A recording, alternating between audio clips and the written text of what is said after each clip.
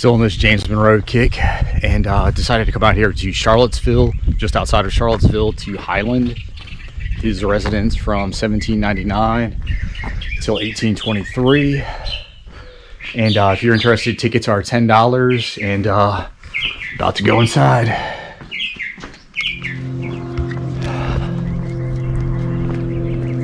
Okay, bought my ticket. Tour starts in about half an hour. And to let you know that the main house is closed because of COVID. Should be open early this summer. But all right, so I can let you know that this land was Monroe purchased this land in 1793. He purchased it from a guy named Cleve Carter from the famous Carter family. He was the grandson of Robert King Carter. And for anybody who knows their Virginia history, would know that he was the biggest landowner and the richest person in the colonies back in the late 1600s.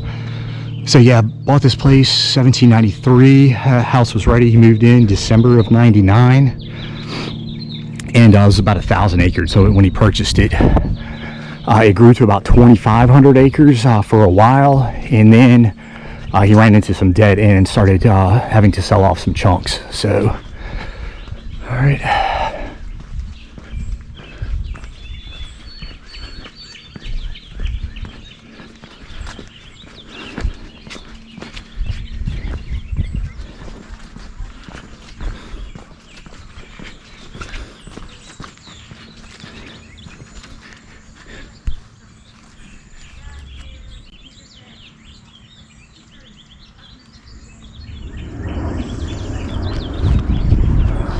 Pretty nice statue, and I won't spend too much time going over Monroe's accomplishments. Yeah, I did a 15-minute video a couple weeks ago over at the James Monroe Museum in Fredericksburg, so yeah, if you're interested, you can check that out.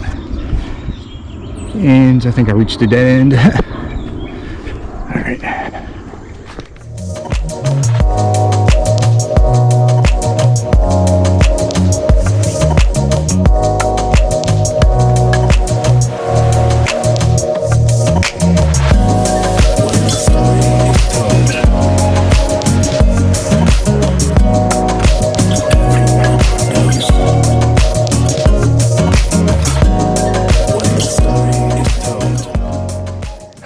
Okay, just took the tour, and let's see, found out this is the south end of the property. North end, on the other side of those trees, is Monticello. And just to let you know, Highland extended all the way to the top of the mountain. And they're actually, they have hiking trails leading from here up to the mountain if you're interested.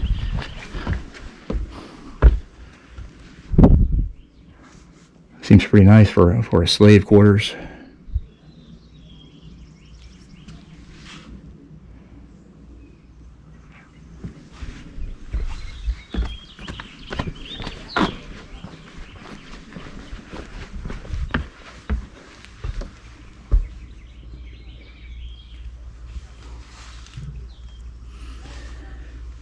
Yeah, built in 1986.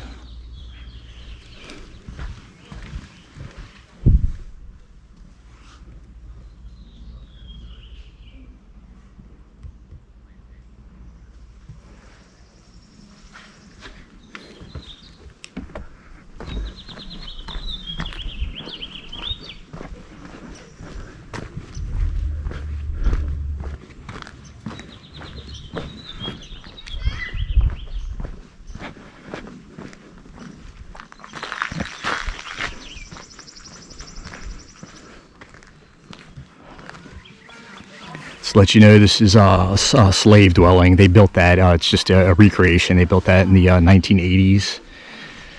And the small white building, that's original. It's a smokehouse. And here are three separate buildings. Building to the left, they thought was Monroe's house. Doesn't look very presidential, but they thought it was his house for the longest time, up until a few years ago. They did some testing, and they found out it's actually a guest house.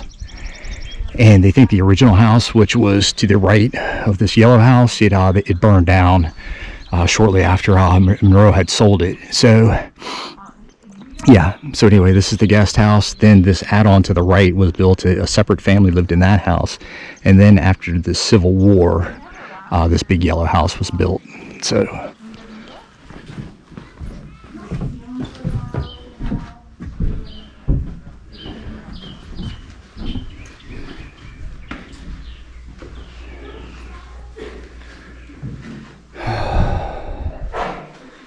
little candle makers down here.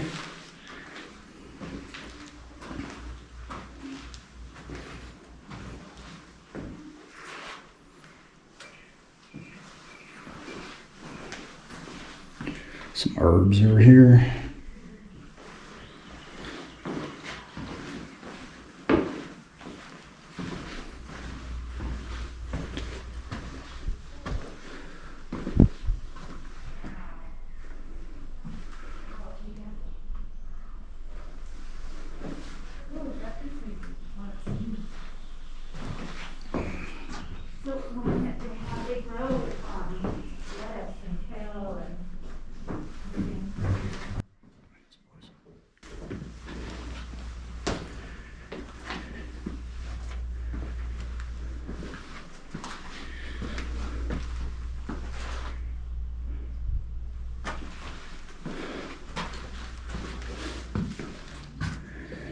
Okay, yeah, house built 1818. Looks like the add on the back after that. And the little porch there, 1847. Yeah, so like I say, original structure of the guest house. Separate family lived over there.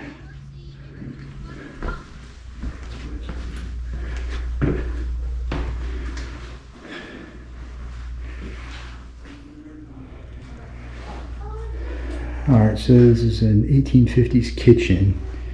And here's a little toaster. Drop the slices of bread in there, put it by the fire.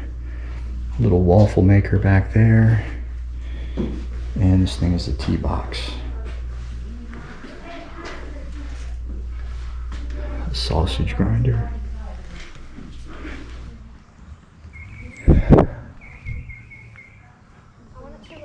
Alright, so this is the site of the original house. And yeah, they did some excavation in 2014, and yeah, they found the foundation along where these bricks run, and they found that the clay had been burned. So that's why they're pretty sure the house had burned down.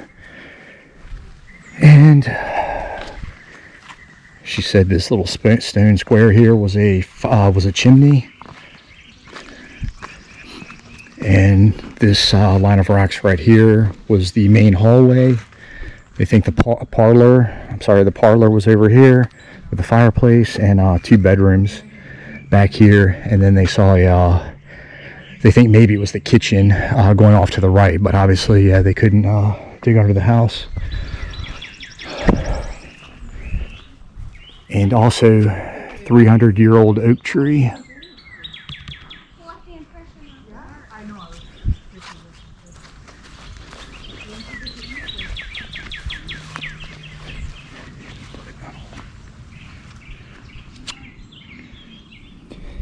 Yeah, so like I said in my last video, Monroe moved from Fredericksburg to Charlottesville 1789. He had moved to downtown Charlottesville on the land that would eventually become the University of Virginia.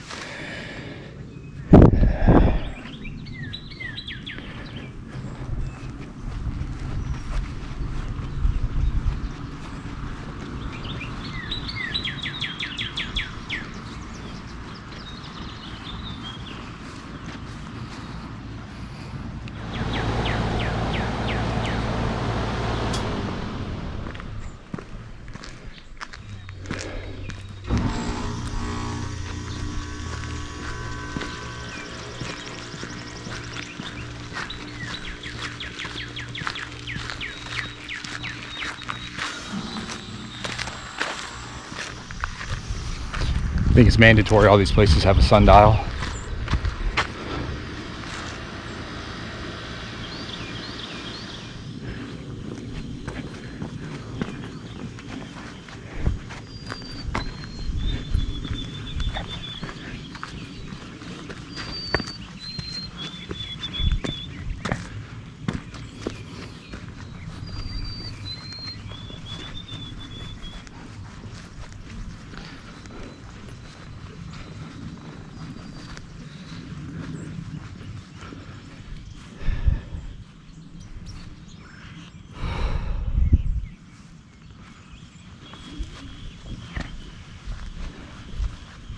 Looks like they probably have weddings out here.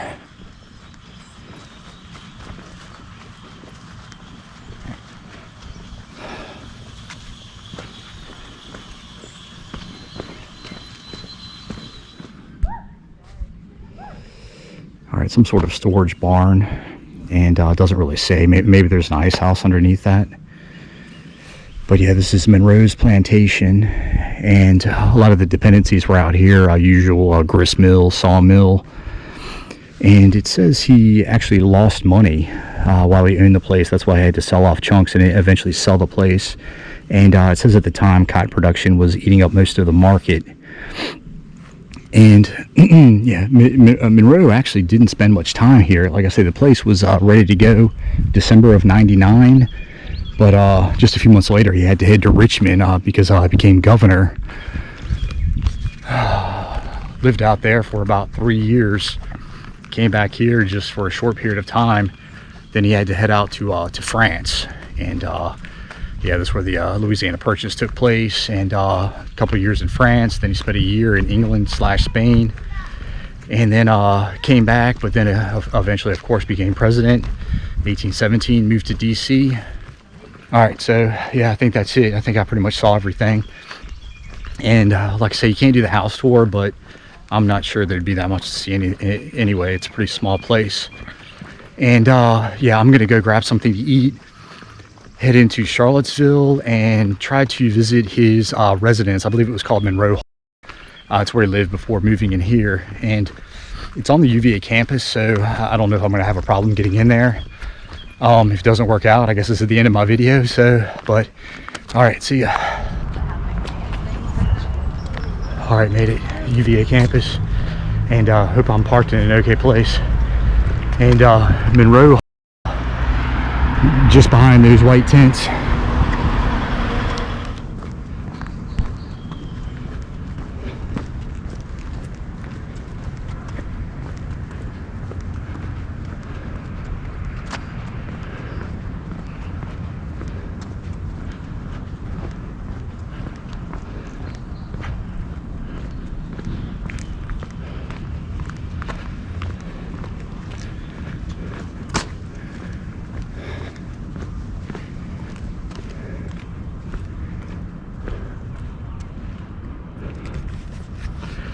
James Monroe's law office when he first moved to Charlottesville.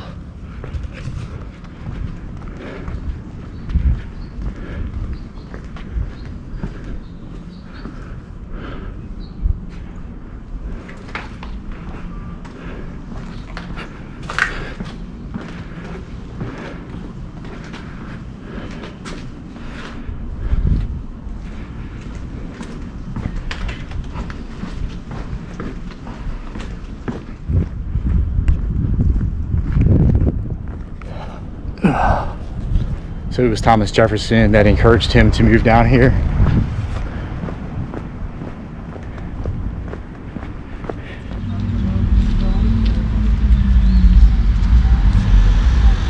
Okay, made it. Site of James Monroe's first farm. Moved down here 1788.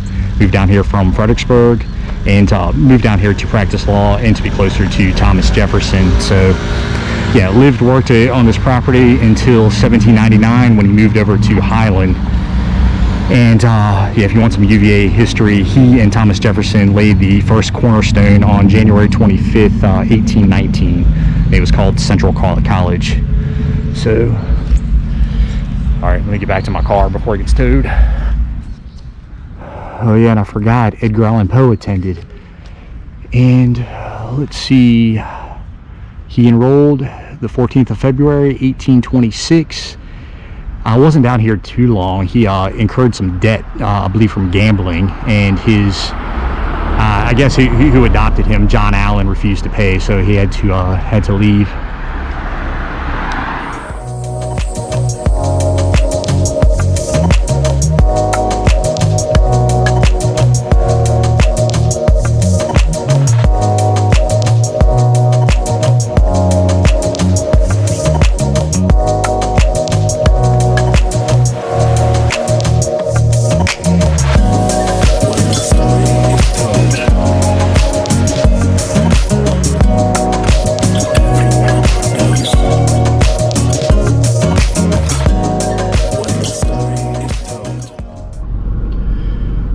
think I'm James Monroe out, and yeah, I made it back to my car, didn't get towed. And I think I've hit everything involving Monroe. Let's see, I think the only thing left is he has a memorial out in Westmoreland County.